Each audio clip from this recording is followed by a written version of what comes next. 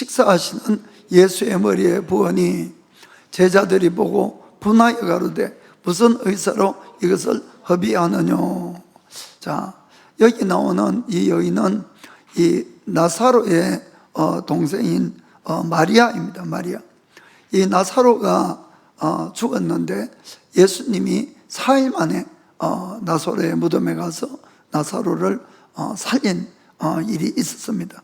그래서 마리아는 자기 오빠를 살려주신 예수님께 너무너무 감사한 마음이 있었는데 또 예수님이 베다니를 이렇게 찾아왔습니다. 우리가 이제 성경을 쭉 읽어보면은 예수님이 베다니에 오셨을 때는 언제나 마르다, 마리아, 이 나사로의 그 집에 자주 이렇게 가신 것 같아요. 그리고 예수님이 말씀할 때 마리아는 늘 그 앞에서 말씀을 잘 들었다고 이렇게 되어 있습니다. 그때 이제 예수님께서는 여러 말씀을 하셨겠죠. 그러면서 분명히 저는 예수님의 고난에 대한 말씀도 하셨을 거다 이렇게 생각을 합니다.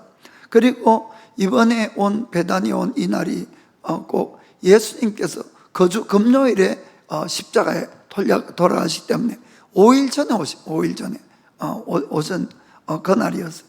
그래서 마리아가 그것을 직감적으로 알았는지 그거는 모르겠지만은 아무튼 마리아는 예수님에게 자기가 할 수 있는 최고의 것을 해드리고 싶었어요.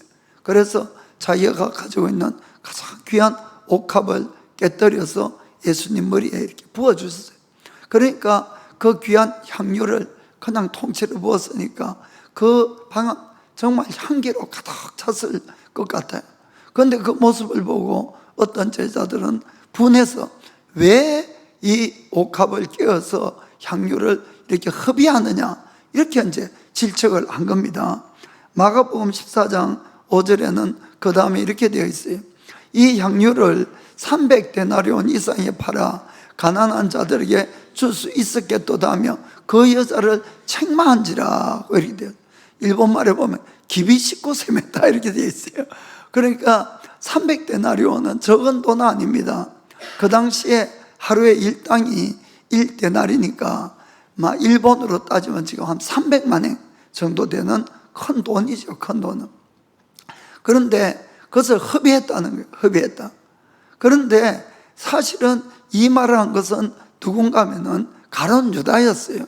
그럼 유다는 정말 가난한 사람을 위해서 그 말을 한 건지 왜 한 건지 그것이 요한복음에 기록되어 있습니다. 12장 4절에서 6절 보면은 이렇게 되어 있어요.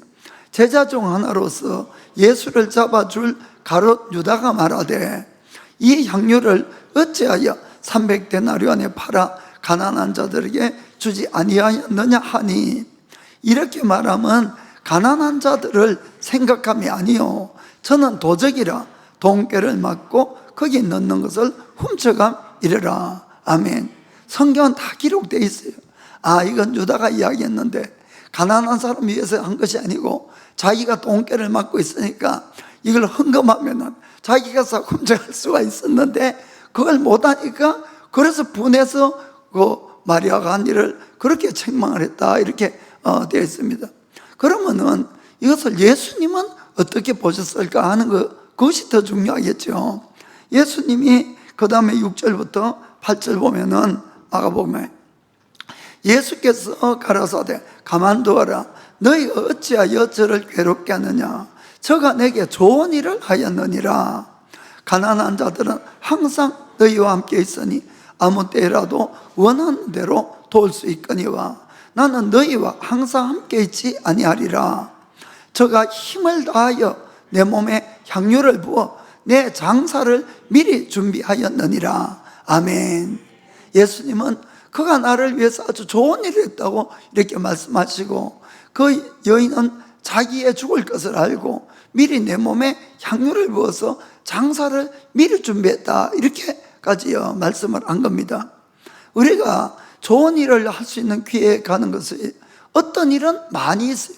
많이 있지만 어떤 일은 딱 한 번밖에 없을 때도 있어요. 예수님에게 그 향유를 발라드린 것은 역사 속에서 한 번밖에 없는 그런 일인데 마리아는 그걸 놓치지 않은 거죠. 그걸 붙들고 마리아는 자기의 힘을 다해서 자기의 최고의 것을 이렇게 예수님께 드렸다 한 것이에요. 그리고 주님은 그 점을 아주 높이 사고 칭찬하시고 이렇게 말씀합니다. 9절에 보면은 내가 진실로 너에게 이르노니 온 천하에 어디서든지 복음이 전파되는 곳에는 이 여인의 행한 일도 말하여 저를 기념하리라 하시니라. 아멘.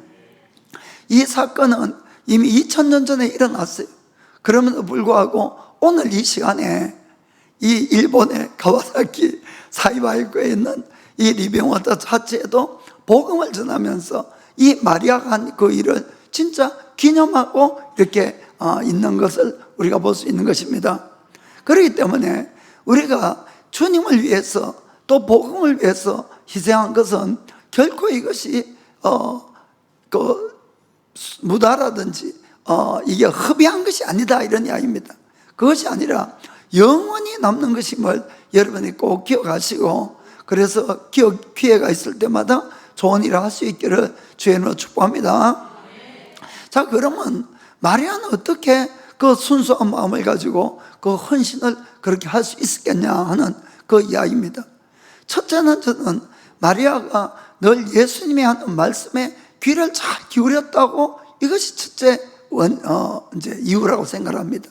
먼저 말씀을 잘 들어야 돼요. 여러분들이 말씀을 잘 듣고, 그 다음에는 마리아가 예수님의 이 말씀이 정말 진실이라는 것이 증명된 사건이 있어요. 그것이 뭔가 하면은 자기 오빠가 병으로 죽어서 무덤에까지 넣었는데, 무덤에 들어가서 4일이 되어 냄새가 났는데 예수님이 살려내신 거예요. 얼마나 놀라운 기적입니까? 얼마나 놀라운. 그 사건을 통해서 이 마리아는 예수님이 하시는 모든 말씀이 진리이고 진실임을 믿어졌다 이런 이야기입니다.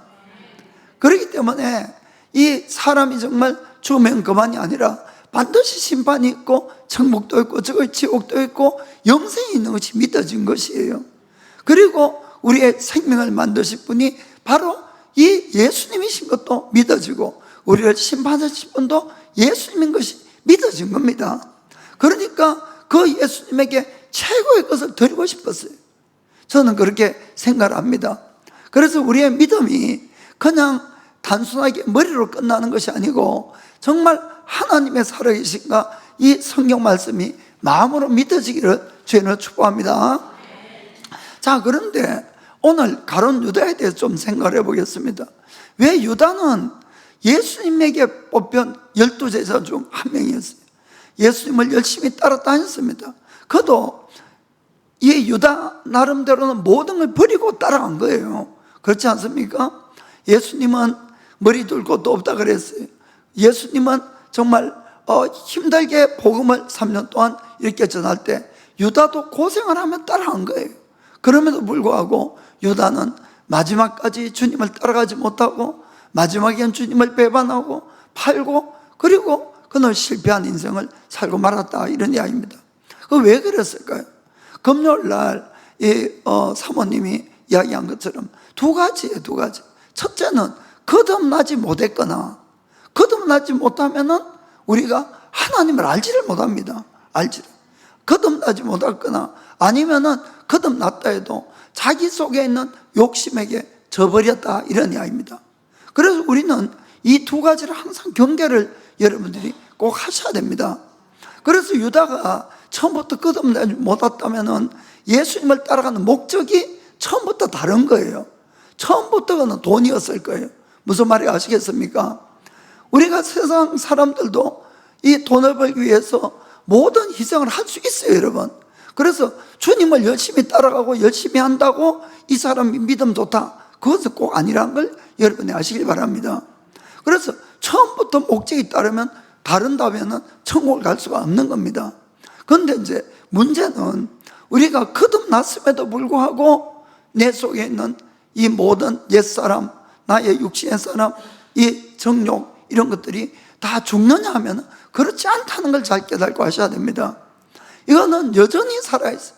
내가 은혜가 떨어지면은 그때 펄펄 살아나가지고 나를 다시 세상으로 끌고 가려고, 죄로 끌고 가려고 유혹한다는 것을 여러분들 잊지 마시기 바랍니다. 그래서 사람마다 구원을 받고 구원받은 기쁨에 감사하고 열심히 봉사하고 헌신하고 충성하지만은 다들 보면은 한 가지씩 약한 것이 있어요. 자기 나름대로. 어떤 분은 돈에 약하고, 어떤 분은 명예에 약하고, 어떤 분은 감정에 약하고, 어떤 분은 자기 프라이드에 약하고, 어떤 분은 자기 육신의 정욕에 약하고, 다 있는 거예요, 다. 그러나 여러분, 이걸 극복하셔야 된다는 것이에요. 극복하셔야 되는 거. 다른 거 아무리 잘했다 할지라도 내가 그 한 가지 잘못하면은 유다하고 똑같은 일이 생긴다는 것을 우리는 정말 마음에 명심을 해야 됩니다. 물론 우리가 말씀을 늘 듣기 때문에 누구라도 그 점에 대해서 이겨보려고 막 애를 쓸 거예요. 저도 애를 써왔고 애를 쓰고 그러면은, 그런데 이게 해결이 돼야 되는데 잘 해결이 안 될 때가 있어요. 그게 그러면은 하다가 이제 점점 지치고 힘드니까 포기하면서 자기를 이제 또 변명을 하지요. 아이고, 다들 뭐 한 가지 두 가지 뭐 완벽한 사람이 어디에 있어. 물론 완벽한 사람은 없습니다. 그러나 이 다들 뭐 한두 가지 약점도 있고 막 그 약한 것도 있고 하니까 이 정도는 막 괜찮지 않겠냐 하는 것과, 또 하나 주의할 것은, 아이고 그래도 나는 이거 빼고 나면은 막 딴 거는 다 열심히 주님에게 잘하고 있는데 주님도 내 마음을 알고 나를 좀 이렇게 너그럽게 봐주겠지 하는 그런 생각을 하는 거예요. 막 소위 이야기 자기의지요. 우리가 신앙생활 하면서 이걸 아주 주의를 해야 됩니다. 내가 아무리 다른 걸 잘해도 유다를 한번 생각해 봅시다. 다 잘했어요. 다 잘했어요. 뭐에 약했어요? 돈에만 약했어요. 무슨 말인지 아시겠습니까? 돈에만 약했어요. 그러나 그 돈에만 약한 것을 봐주는 것이 아니라 그것 때문에 영원히 멸망의 길에 갔다는 겁니다. 그래서 우리는 늘 영생을 꼭 생각을 하셔야 돼요. 영생을. 우리가 죄사함을 받는 것은 내가 공로가 있어서 죄사함 받는 것이 아니잖아요. 이건 다 알아요. 그럼에도 불구하고 내가 하나님 앞에 열심히 하면은, 아유 하나님, 내 그 약한 부분, 내 죄가 좀 있어도 내가 이렇게 열심히 하고 헌금 많이 드리고 하니까 그 정도는 좀 봐주겠지 하는데, 그건 맞는 말입니까? 틀린 말입니까? 틀린 말이에요. 그건 틀린 말. 내가 죄사함을, 예수님을 믿음으로 죄사함을 받는 거지 내 행위로 죄사함 받은 것이 아니에요. 여러분, 내가 아무리 천금을 드리고 열심히 했다 해도 나의 어떠한 행위도 나의 죄를 조금도 살 수 없다는 걸 여러분들이 꼭 기억하셔야 됩니다. 이거는 너무나 중요한 거예요. 오직 죄사함은 예수님의 보혈로만 죄사함을 받을 수 있는 겁니다. 그럼 뭐예요? 회개해야 돼요. 회개. 그 마음으로 회개하고 다시 예수님의 보혈을 믿고, 그리고는 회개는 돌아서야 된다, 이런 이야기입니다. 똑같은 일을 하는 것이 아니고, 그러면은 용서함을 받는 거예요. 아멘. 그렇습니다. 그래서 내가, 어떤 분들은 자꾸 그것만큼 못 끊겠다 그러는데, 막 평소에 이렇게 보면 어떤 분들은 이 술을 못 끊는 분이 있어요. 술 몸에 안 좋으니까 끊으시라고. 자기는 죽어도 술만큼 못 끊겠대. 그 어떤 분은 담배를 또 못 끊어. 그래가지고 담배가 몸에 안 좋으니까 끊으라 그래도 자기는 죽어도 이 담배만큼 못 끊겠다 그래요. 그런데 여러분, 그분이 암이 턱 걸려가지고 병원에 가니까 의사가 당신 술 담배 안 끊으면 죽어 하면은 끊습니까? 안 끊습니까? 끊어. 아까 이 말씀을 하니까 일부 예배 때 가모라상이 웃더라고. 옛날에 가모라상이 이 술을 정말 좋아하시는 분이에요. 그래가지고 술 때문에 100% 여기 몸에 암에 걸렸다는 거예요. 암이 생긴 것이 술 때문이라는 거예요. 그런데도 술이 마시고 싶어서 의사하고 상담을 한 거예요. 자, 그러면 내가 술을 얼마나 마시면 하루에 괜찮겠냐고. 그러니까 의사가 웃으면서 술 절대 마시면 안 되는데 그렇게 마시고 싶으면은 이 소주잔 조그마한 거, 옷 좁고 조그마한 거, 소주잔, 거기에다가 맥주를 한 컵만 먹으면 괜찮다고. 그러니까 그거 마실 것 같으면 자기 끊겠대. 그거 끊으신 거예요. 그러니까 제가 말씀드린 것은 심각성을 모른다 이런 겁이에요. 내가 이 죄를 짓고 지금 내가 이 나쁜 습관을 버리지 않으면은 영생에 지장이 있다는 것이 정말로 내가 심각하게 오면 끊겠습니까? 안 끊겠습니까? 끊는다는 거예요. 그것이 내가 심각성이 없다 보니까, 눈에 보이지 않으니까 자꾸만 반복적으로 그런 것들을 하는데, 여러분, 우리가 유다를 생각하시길 바랍니다. 유다는 다 헌신했어요. 돈에만 약했어, 돈에만. 그러나 그것 때문에 결국은 영원한 멸망이를 갔다는 걸 우리가 꼭 기억하기를 바랍니다. 성경은 여러분, 예수님을 구원하는 것은 죄사함이에요. 죄사함, 한마디로. 그러면 예수님을 믿으면 내가 죄사함을 받고 구원을 받지만은, 내가 구원받은 다음에 그걸로 오케이가 아니고, 은밀하게 말씀을 드리면은 나의 영이 구원을 받은 거예요. 은밀하게는 나의 영이. 그 다음에는 나의 혼이 구원을 향해서 열심히 달려가야 된다는 걸 아시길 바랍니다. 그래서 성경에 이렇게 많은 말씀이 있고 계명이 있는 것은 전부 누구에게 하는 거냐? 크리스찬들이 구원을 받았으면 그때부터 시작이지 완성이 아니라는 거예요, 여러분. 그래서 그날부터 옛사람을 죽이고 새 사람으로 거듭나야 되는 것이에요. 그 노력은 내가 해야 된다는 겁니다. 무슨 말인지 아시겠습니까? 그래서 우리가 성경에 그렇게 적혀 있어요. 그 지지난주에 그래서 오늘 이제 알아볼 거는, 그럼 죄를 극복하기 위해서는 어떻게 해야 되냐? 죄와는 반대되는 일을 꼭 행해야 됩니다. 반대되는 일을 행해야 된다. 그 먼저는 내가 이거 끊고 싶은데 잘 안 끊어지는 것 있으면은 하나님께 정말 솔직하게 말씀드리세요. 우리가 솔직 안 해도 하나님은 다 알고 계세요. 무슨 말인지 아시겠죠? 그러니까 아예 다 깨놓고, 하나님, 나는 아무리 해도 이거만큼은 안 끊어지는데 날 좀 불쌍히 여기시고 도와달라고. 때로는 금식도 하세요. 금식도. 그렇게 해서 싸우셔야 돼. 그러면 어느 날 은혜가 오게 되어 있어요.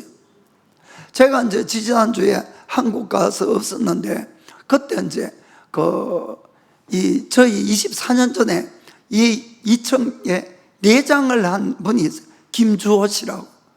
예쁘게 잘 만들었죠. 이렇게 교회답게. 근데 그분이 그때는 일본에 유학을 와서 대학원의 박사 코스를 하고 있었어요. 박사 코스. 그런데 그분이 와가지고 이제 자기도 반가우니까, 그런데 제가 없잖아요. 그래서 이제 양 목사님 붙들고 많이 이렇게 이야기를 한 것 같아요. 그래서 제가 이제 전해 들은 이야기인데, 이 교회를 이렇게 돕고 나니까 하나님이 정말 은혜를 많이 주셔가지고 자기가 작품 만드는 것이 참 잘 됐다고 그래요. 그래서 보통 박사 코스는 대학원에서 5년간 걸려요. 5년 정도 평균적으로. 그런데 자기는 3년 만에 박사를 땄대요. 여기서. 그리고 이제 한국 가셔서 그 다음에 뭘 했는지는 제가 잘 모르겠습니다만은, 그 이제 아들이 이미 다 커가지고, 그때 그 영진이라고 조그만 애가 다 커서 대학 졸업하고 이제 일본에 취직을 해가지고 있어서 앞으로 이제 이 교회를 보내려고 오신 것 같아요. 그 자관 이제 박사학위 받았는데, 그런데 자기가 부끄럽지만은 그때도 담배를 피웠대. 몰래, 목사님 몰래 담배 피우고 이렇게 했었는데, 얼마나 많이 담배를 피웠는가 하면 5갑 피워. 5갑. 이거 뭐 보통 아침부터 계속 물고 있어야지 그렇게 되거든. 그런데 이 담배를 끊어보려고 기도하고 뭘 해도 안 끊어지더래요. 그런데도 자기가 포기 안 하고 정말로 기도했다 그러더래요. 그 어느 날 하나님이 은혜를 주시니까 그것이 몇 년 전에 담배가 딱 끊어졌다고. 사랑하는 성도 여러분, 먼저는 기도하세요. 기도. 하나님께 은혜를 구하시면은 하나님이 넘치 못할이 없는 걸 믿으시기 바랍니다. 그 안 된다고 포기하지 마시고 끝까지 기도하시기를 바랍니다. 그 다음에는 우리가 신앙생활은 감정으로 하는 것이 아니고 말씀을 붙들고 행하는 거예요. 그래서 여러분들이 감정이 안 따라가더라도 성경 말씀이 이렇다 그러면 그거를 붙들고 노력을 하셔야 돼요. 이렇게 내가 한번 해보겠다고. 그 기도하면서 하면은 주님이 도와주신다, 이런 이야기입니다. 어떤 분들은 아이고 감정도 안 되는데 자꾸 내가 억지로 하는 거는 그 위선하는 거 아니냐고 이런 분도 있는데 그건 정말 잘못된 생각이에요. 우리가 신앙이 성숙해지고 성장한다는 뜻은 내 감정이 안 그렇더라도 하나님의 말씀을 붙들고 그 길을 행하는 자가 성숙한 자이에요. 그런 사람이 성장한 사람입니다. 무슨 말인지 아시겠죠? 그렇게 되면은 우리가 정말로 내가 그 일을 행하면은 첫째는 우리 마음에 평강이 임한다는 걸 아시길 바랍니다. 그리고는 시간이 물론 이제 결과는 항상 우리의 생각과는 다른 결과는 나올 수 있어요. 항상 아무리 기도한다고 해도 그러나 시간이 좀 더 지나 보면은 그 응답이 노라고 했을지라도 하나님이 나를 위해서 나의 신앙을 돕기 위해서 그랬다, 그것을 깨닫게 됩니다. 그래서 절대로 우리의 유익을 위해서 주님은 일한다는 것을 꼭 믿으시기 바랍니다. 제가 이제 지난주에 또 어떤 분이 저에게 고민이 돼서 상담 메일이 왔어요. 상담 메일이. 그 내용이 뭔가 하면은 자기가 이제 작년부터 어떤 회사하고 인터넷으로 그 일을 주고받고 이렇게 해서 일을 해줬답니다. 그래 한 2번 정도 해주고 이제 돈도 받고 이렇게 하고 또 이 줌 가지고 서로 이제 만난 적은 없지요. 그리고 이제 상의도 하고 회의도 하고 이렇게 해서 일을 받아서 근데 또 3번째 일이 와서 이제 그 일을 잘해가지고 줬는데 그게 이제 딱 한 달 전에 줬는데 갑자기 딱 소식이 끊어진 거예요. 아무리 메일을 보내고 뭘 해도 회사를 알아야 찾아가지고 그러니까 딱 끊어져 버리니까 얼마나 당황스럽습니까, 사실은. 그러니까 한마디로 이제 돈을 안 주려고 그냥 도망갔다 이렇게밖에 생각이 안 들지요. 그래서 이제 그분이 참 자기가 안 되는 건 아닌 줄 알지만은 배반당한 것에 너무 마음도 슬프고 너무 억울하고 막 미운 감정이 안 끊어진다는 거예요. 그래도 내가 예수님 믿는 자로 제가 용서하기로 제가 결심을 했습니다. 그러니까 목사님 좀 저 위해서 기도 좀 꼭 해달라고 그 내용이었어요. 제가 그걸 읽어보니까 제가 화가 나는 거예요. 이런 나쁜 사람들이 어디 있냐고. 지금까지 이제 잘 그걸 하다가 일 딱 해주니까 싹 그냥 소식도 없이. 그래서 이제 그렇다고 나쁜 말은 쓸 수가 없잖아요, 제가. 그래서 이제 위로 말도 듣고, 그리고 하나님이 당신이 용서하기로 마음을 택한 것은 정말 예수님이 참 기뻐할 것이라고 그렇게 제가 이제 메일로 위로하고 이렇게 격려해서 보냈어요. 그런데 어제 다시 이제 저한테 메일이 왔더라고요. 그 내용이 뭔가 하면은 저 이제 메일을 보내고 나서 자기가 정말로 마음은 안 따라가지만은 그때부터 무릎 꿇고 진짜 기도하기 시작했다 그러더라고요. 용서하기로 마음으로. 그래 한참을 입술로 선포하고 용서를 거하고 막 이렇게 하는데 정말 놀랍게도 하나님의 평강이 자기 마음에 칵 차는 게 한 달 동안 솔직히 미운 마음 때문에 자기가 얽매여가지고 너무너무 힘들었다는 거예요. 사실은 돈도 돈이지만은 그 미운 마음이. 그런데 정말 이 미운 마음이 싹 사라지고 정말 평강이 왔는데 더 놀라운 것은 그 다음날 그 회사에서 연락이 와가지고 연락을 못 해줘서 미안하다 그러고 돈은 이때 주겠다고 그래 이제 연락이 왔다는 거예요. 할렐루야. 사랑하는 성도 여러분, 그래서 우리 크리스천들의 이 싸움 가는 것은 절대로 내 감정대로 가면 안 됩니다. 항상 감정이 안 따라가도 말씀을 붙들고 그 말씀대로 우리가 행할 때에 반드시 승리가 있다는 걸 믿기를 축복합니다. 자, 그래서 성경은 에베소서 4장 25절 읽어보겠습니다. 자, 그런즉 거짓을 버리고 각각 그 이웃으로 더불어 참된 것을 말하라. 이는 우리가 서로 지체가 됨이니라. 아멘. 여러분, 이 거짓말 참 조심해야 됩니다. 이 계시록에 보면은 마지막에 지옥에 들어가는 7가지가 쭉 나오는데 거기 거짓말이 항상 나와요. 우리는 습관적으로 자기도 모르게 거짓말이 나올 때도 있고 이게 아예 그럴 때가 많이 있어요, 사실은. 그런데 이게 언제 없어지느냐? 내가 거짓말을 했다 하는 것이 깨달아지면은 먼저는 회개하셔야 돼요. 회개하셔야 돼요. 그리고는 부끄럽지만은 상대에게 참말을 해야 됩니다, 여러분. 그러면은 거짓이란 버릇이 없어지게 돼요. 왜냐하면 그 다음에도 부끄러우니까 못하게 된다, 이런 이야기입니다. 제가 이걸 준비해 놓고는 사실 오늘 아침에 제가 순간적으로 거짓말이 나왔어요.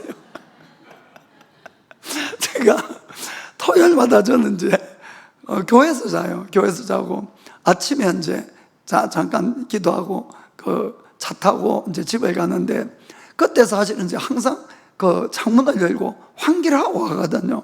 그런데 오늘 아침에는 깜빡 잊었어요, 제가. 막 더워서 그런지 자원. 그런데 언제 집에서 나올 때 사모님이 차 운전하면서 저보고 환기했어요? 하더라고. 저도 모르게 했어, 이렇게.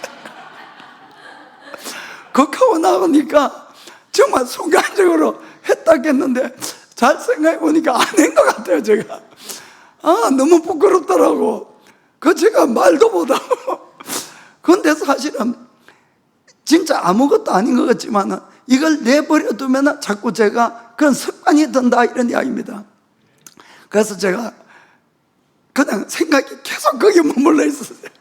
그래서 교회 와가지고 그래, 차 대고 오면은 제가 이실 짓고 해야 되겠다. 그래서 제가 이제 올라왔을 때 바른 대로 이야기를 했지, 사실은 오늘 아마 안 한 것 같다고 그 이야기를 했어요. 그러니까 우리가 내가 순간적으로 그렇게 나올 때가 있어요, 여러분. 그런데 그걸 어떻게 없애냐? 참말을 해야 되는 겁니다. 힘들더라도. 그러면 없어져요, 여러분. 예. 그리고 거기 4장 26절 27절 보겠습니다. 분을 내어도 죄를 짓지 말며 해가 지도록 분을 품지 말고 마귀로 틈을 타지 못하게 하라. 아멘. 사실 성경은 분을 내어도 죄를 짓지 말고 하는 뜻은 분을 내는 것 이꼬르 죄는 아니라 그 뜻이에요. 정당할 경우에 사람이 화날 수 있다는 거예요. 무슨 말인지 아시겠죠? 그러나 더 중요한 것은 뭔가 하면은 해가 지기 전까지는 반드시 그 분의 문제, 분뿐만 아니라 여러 감정의 문제를 반드시 해결하는 겁니다. 해결해라. 해결하지 않으면은 어떨까요? 자꾸만 내가 억울했던 생각, 당했던 생각, 이런 생각이 계속 맴돌게 되는 거예요, 우리에게. 그리고는 무엇보다도 그 뒤에 누가 활동할까요? 마귀가 활동한다, 이렇게 되어 있는 것입니다. 그러면은 마귀가 그걸 가만히 두겠어요? 그 생각만 자꾸 나도록 우리를 괴롭힌다, 이런 이야기입니다. 그러면 막 처음에는 솔직히 아무 일이 아니에요, 아무 일. 아주 작은 일이에요. 그런데 혼자서 자꾸 생각하다 보면은 이게 미운 감정, 억울한 감정, 분한 감정이 눈덩이처럼 쌓이면은 나중에 살인까지도 일어난다, 이런 이야기입니다. 사실 참 어처구니 없는 살인사건이 가끔 일어날 때가 있더라고요. 그런 것들은 전부 마귀가 뒤에서 그 분나는 마음만 계속 되풀이하게 만드니까 그런 사건이 일어난 거예요. 그래서 우리가 어떠한 억울한 일이 있어도 그날 잠자기 전까지는 주님 앞에 맡기셔야 돼요. 이것을 드려야 됩니다. 드려야 돼요. 그리고 내 마음의 생각에 그것을 없애야 되는 것이, 그것이 중요한 것이에요. 그래서 주님은 우리가 예수님을 믿었다고 그걸로 끝나는 것이 아니고 우리의 혼의 부분을 계속 바꿔가기를 원한다는 것을 여러분 아시길 바랍니다. 그래서 로마서 12장 17절부터 19절까지 보겠습니다. 자, 아무에게도 악으로 악을 갚지 말고 모든 사람 앞에서 선한 일을 도모하라. 할 수 있거든 너희로서는 모든 사람으로 더불어 평화하라. 내 사랑하는 자들아, 너희가 친히 원수를 갚지 말고 진노하심에 맡기라. 기록되었으되 원수 갚는 것이 내게 있으니 내가 갚으리라고 주께서 말씀하시니라. 아멘. 정말 그렇습니다. 하나님은 다 알고 계세요. 다 보고 계셨어요. 그래서 내가 막 억울해서 안 하더라도 주님이 때가 되면은 다 갚으신다는 걸 믿으셔야 돼요. 믿으시고 그걸 맡기시길 바랍니다. 그리고 내가 분한 마음을 가져봐야 나만 손해. 그러니까 아예 주님께서 갚아주러 맡기고 오히려 할 수 있다면은 그분을 축복해 주시면 제일 좋아요. 그러면은 그분이 복을 받을 만한 그릇이 되면은 거기에도 복이 임하고 나한테도 임하겠지만은 복이 임할 그릇이 안 되면은 그 내가 빈 축복이 다 누구에게 와요? 전부 나한테.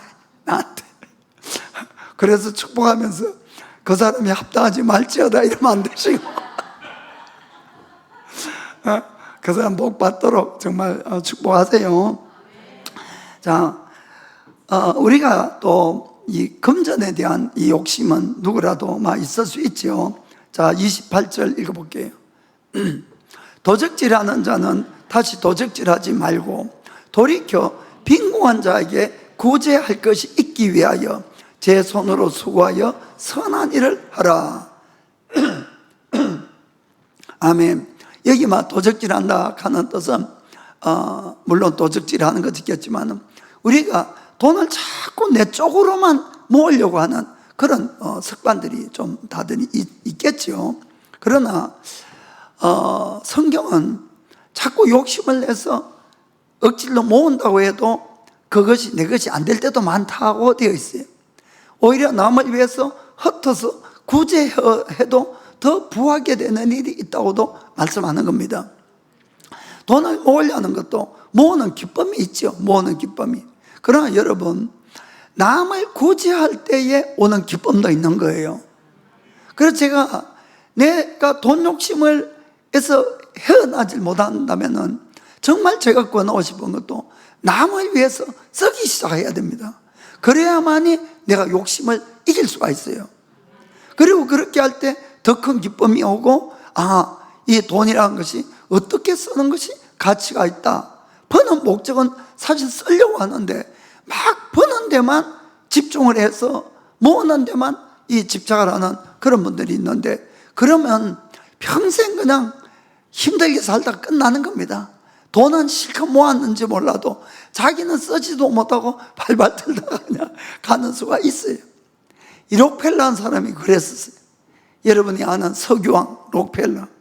그는 세계 최초의 1억 달러 장자가 됐어요. 1억 달러. 자, 그 당시에는 엄청난 돈인데 록펠러가 얼마나 부유했었는가 하면 지금 세계 최고의 부자보다 가치로 따지면 한 갑절 정도의 돈이 있었다고 합니다. 그 정도의. 그런데 그는 참 가난한 집에서 태어나서 그렇게 이제 부하게 됐는데, 그가 돈을 벌 때 좀 나쁜 짓도 많이 했어요. 사실은 이 스탠다드 가는 석유 회사를 만들고는 경쟁 회사들을 막 무너뜨리고 이렇게 해가지고 미국 석유 시장에 90%가 록펠러 거였어요. 그러니까 뭐 얼마나 어마어마한 돈이 이제 들어오게 됐죠. 그 어느 날 신문 기자가 록펠러에게 질문을 했어요. 당신은 세계 최초로 1억 달러 장자가 되고 돈이 그렇게 많은데 도대체 얼마를 벌어야지 당신이 만족하겠냐고. 그러니까 조금만 더요 이랬다. 그러니까 끝이 없는 거예요. 돈을 아무리 벌어도 끝이 없어요. 그리고 이 록펠러는 아주 구두쇠로도 아주 유명합니다. 구두쇠로도. 그래가지고 돈이 그렇게 있는데도 어떤 호텔에 가도 그 호텔에 제일 싼 방에 자는 거였어요. 그런데 어느 날 호텔 가서 방이 제일 싼 방 달라니까 얼마라 그랬어요. 예를 들어서 지금 따지서 한 100달러로 합시다. 그러니까 록펠러가 이거보다 더 싼 방 없냐고 하니까 그 지배인이 웃으면서, 당신은 이 호텔 올 때마다 제일 싼 방을 찾는데 당신의 아들은 이 호텔 올 때마다 제일 비싼 방에 자면서도 더 비싼 방 없느냐고 묻는데 왜 그러시냐 하니까 그 이유는 간단하다고. 걔 아버지는 아주 부자지만은 우리 아버지는 아주 가난뱅이였다고. 그런데 그렇게 돈을 악착같이 모으는 록펠러가 53살 때에 병이 걸렸는데, 어떤 병이냐면 못 먹는 병.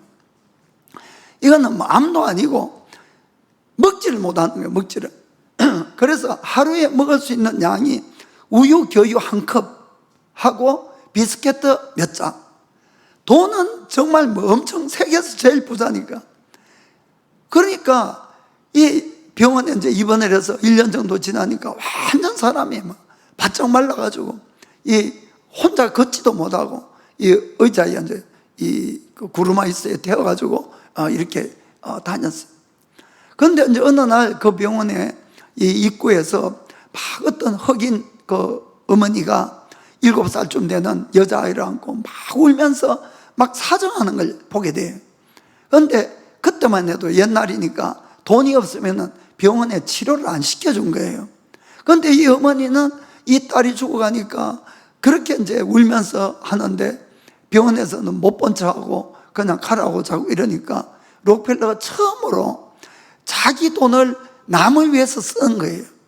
그 이제 비서를 시켜가지고 병원비를 대신 지불하게 한 거예요.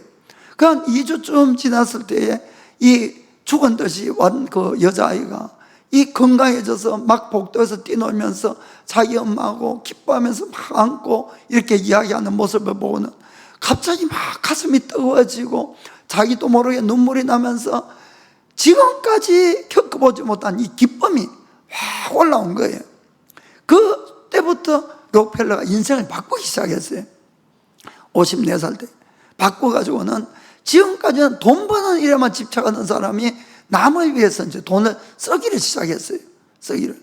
그런데 놀라운 일은 그렇게 쓰니까 병이 나은 거예요. 이 사람이 병이 났고 뭐든지 먹게 되고 98살까지 장수한 거예요. 할렐루야.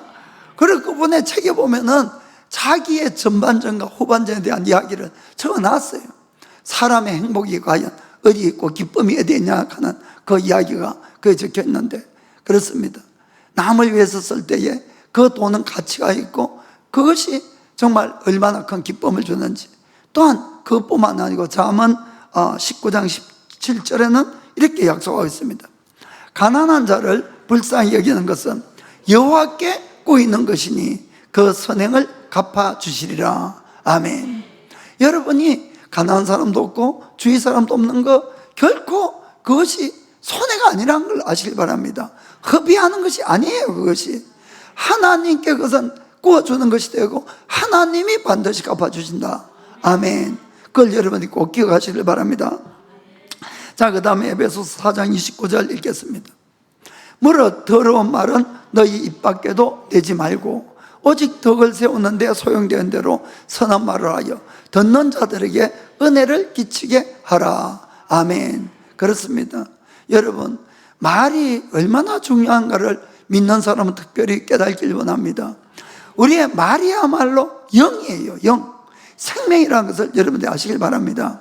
그래서 내가 함부로 이 말을 뱉으면 안 되는 거예요. 여러분, 자꾸 죽겠다 그러고 안 된다 그러고 힘들다 그러면은 자꾸 죽는 일 생기고 힘든 일 생기고 그렇게 되는 거예요.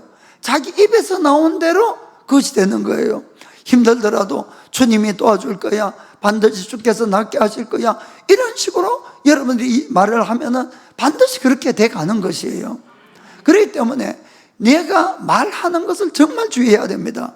그리고 사람이 무엇 때문에 서로 상처를 주고받습니까? 전부 말이에요. 말. 그 안에 가시를 넣어가 이야기를 하면은 얼마나 아픈지 모른다, 이런 이야기입니다. 그렇기 때문에 성경에는 잠언 18장 21절에는 이렇게 되어 있어요. 죽고 사는 것이 혀의 권세에 달렸나니 혀를 쓰기 좋아하는 자는 그 열매를 먹으리라. 아멘. 내 말대로 배탄 대로 결국 그 열매를 먹게 된다는 것을 꼭 기억하시고 꼭 말조심하기를 부탁드립니다. 자, 4장 31절 32절. 너희는 모든 악독과 노함과 분냉과 떠드는 것과 회방하는 것은 모든 악의와 함께 버리고 서로 인자하게 하며 불쌍히 여기며 서로 용서하기를 하나님이 그리스도 안에서 너희를 용서하심과 같이 하라. 아멘. 아까도 말씀드렸지만은 여러 가지 일들이 있겠지만은 우리가 서로 불쌍히 여기고 용서하는 마음을 꼭 가지셔야 됩니다. 그걸 하나님께 맡기셔야 되는 것이에요. 그래도 저 인간 한 일 생각하면 그냥 분이 올라올 때는 여러분들이 사랑까지는 못하더라도 불쌍히 여기기 시작하면은 그것이 풀어져요. 사실 아이고 저 인간도 얼마나 힘들었으면 저까냐 이래 생각하기 시작하면은 불쌍한 마음이 드는 거예요. 솔직히 그거 어디 가겠어요? 자칫 잘못하면 영원히 지옥 가잖아요. 그거 생각하면 얼마나 불쌍합니까, 사실은. 그래서 불쌍히 여기는 것. 또 하나는 내가 긍휼을 베풀 때 내가 혹시 잘못했을 경우에 나도 긍휼이 있는 심판을 받는다, 이런 이야기입니다. 그래서 여러분, 남을 불쌍히 여긴다는 것은 참 이것이 귀한 것이에요. 그리고 용서를 하시길 바랍니다. 야고보서 2장 13절 읽겠습니다. 긍휼을 행하지 아니하는 자에게는 긍휼이 없는 심판이 있으리라. 긍휼은 심판을 이기고 자랑하느니라. 아멘. 그래서 여러분들이 평소에 자꾸 불쌍히 여기면은 또 주님도 우리를 불쌍히 여겨서 봐준다는 걸 믿길 바랍니다. 제가 여러분에게 오늘 전하고 싶은 말씀은 그거예요. 정말로 우리에게 영생보다 더 중요한 것이 없기 때문에 내 신앙생활을 늘 점검을 하셔야 됩니다. 내가 모든 면에 열심히 한다 할지라도 어느 한 부분 잘못하면은 그것 때문에 영생을 잃을 수가 있는 거예요. 그 대표적인 것이 가룟 유다였어요. 무슨 말인지 아시겠죠? 유다는 돈 문제 이외에는 다 하나님께 100% 헌신한 사람이었어요. 헌신했어요. 그러나 그 돈 문제만큼은 해결이 안 되니까 멸망의 길을 갔다, 이런 이야기입니다. 그러니까 여러분 스스로 잘 보셔가지고 이 문제가 해결이 안 된다 하는 것을 포기하면 안 된다, 이런 이야기입니다. 반드시 해결하셔야 되는 것이에요. 우리가 아까 말씀드린 것처럼 하나님의 말씀을 행해보세요. 안 되는 걸 억지로 행하는 거예요. 반대의 것들을. 그러면은 어느 순간부터 여러분들이 해결되는 걸 볼 수가 있습니다. 반드시 볼 수가 있어요.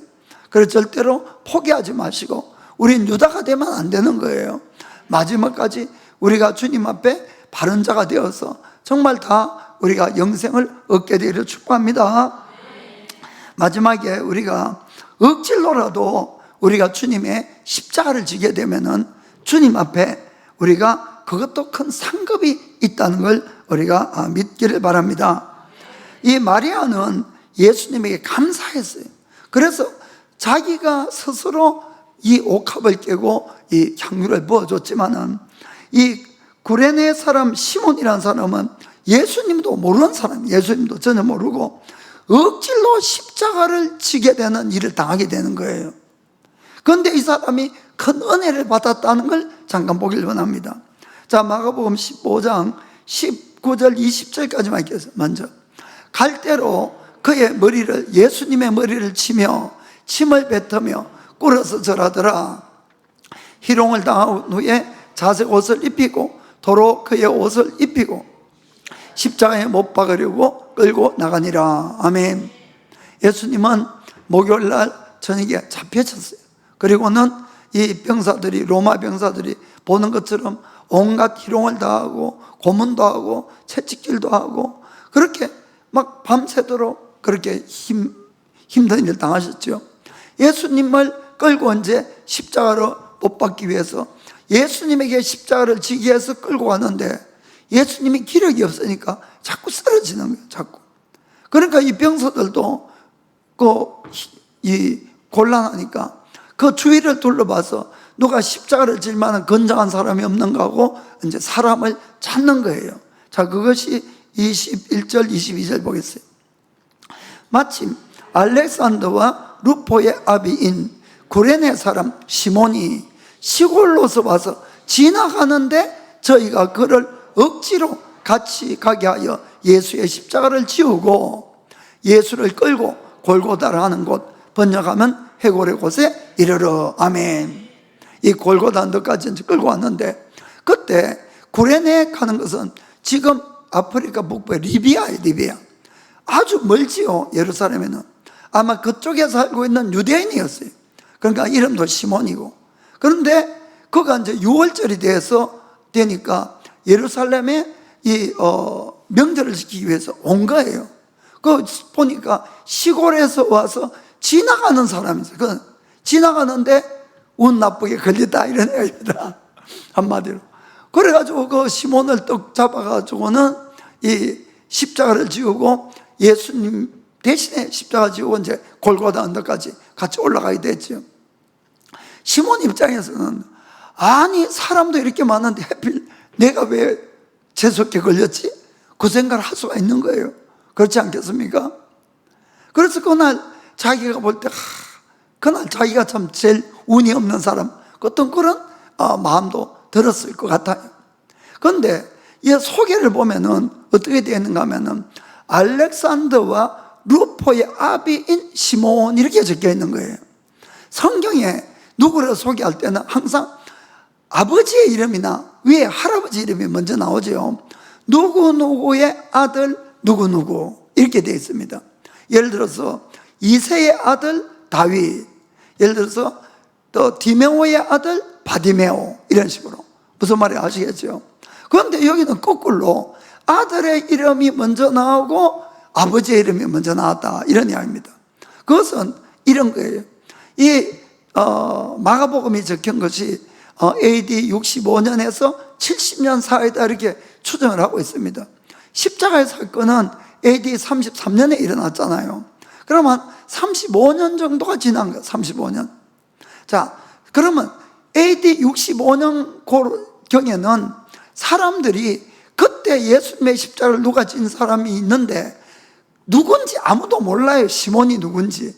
무슨 말인지 아시겠죠? 그런데 AD 65년도에 그 아들들 알렉산더와 루포는 유명한 사람이 된 거예요. 유명한 사람.